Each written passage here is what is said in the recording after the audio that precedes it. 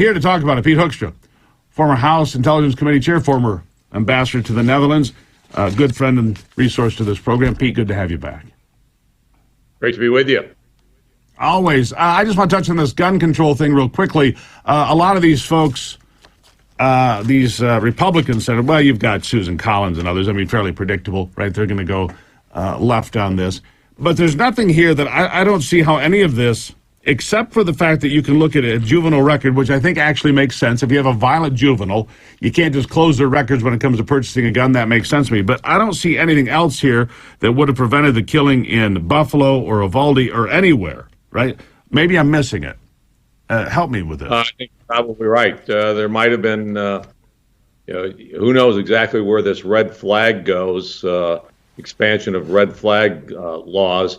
That might have highlighted something, but I think you're right that probably in none of the recent cases would the red flag law have triggered, the action that would have prevented these types of steps.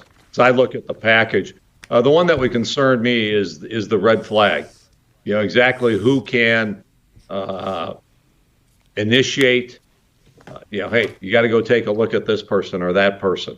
Who's going to review? And the question is, you're exactly right. Who gets to make that decision? If it's, my neighbor, well, that Mr. Gruber, he's kind of weird, and I don't think he should have a gun. I mean, how easy does it become to get somebody blocked from having a gun, or the police come in worse and haul your whatever gun you may own or guns you may own? They come in and demand you have them, and they leave, right? And that's where it becomes concerning to me now. But again.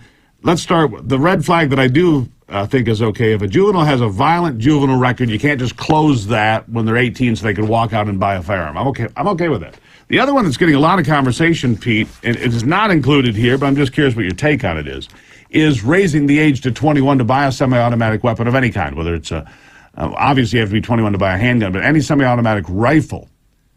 You'd be required to be 21. I hear a lot of support for that from people that are gun owners and so on, because they say young people today are not as mature as they used to be. I think there's some truth to that. What do you make of it?